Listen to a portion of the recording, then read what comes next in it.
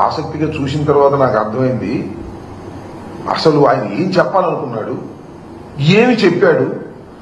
నాకు అర్థం కాకపోతే అర్థం కాపోయింది, రాజకీయ విశ్లేషకులకు అర్థం కాకపోతే అర్థం కాపోయింది, జన సైనికులకు అర్థం కాకపోతే అర్థం కాకపోయింది. కనీసం ఆయనకైనా అర్థమైందా అనేది నాకు అర్థం కాల. మొదటి మాత్రం ఒక పావు గంట సేపు ఒక కృత్రిమంగా ఊగిపోతూ చాలా శ్లోకాలు చదువుతూ చాలా వీరత్వాన్ని ప్రదర్శిస్తూ ఊగిపోయారు. తర్వాత నార్మాలిటీకి వచ్చి మాట్లాడారు. ఒక మాట మాత్రం అన్నాడబ్బా, వాస్తవంగా ఒప్పుకోవాలి. నిలబడ్డాం, 4 దశాబ్దాల టీడీపీని నిలబెట్టాం. ఆయన నిలబడ్డాడు. 4 దశాబ్దాల పాటు ఉన్నటువంటి టీడీపీ పడిపోతుంటే దాన్ని నిలబెట్టాడంట. ఇవాళ కాదుగా, మేము దేవుడి నుంచి చెబుతున్నాం. అసలు టీడీపీ పార్టీని నిలబెట్టడం కోసమే పుట్టినటువంటి రాజకీయ పార్టీ మీది.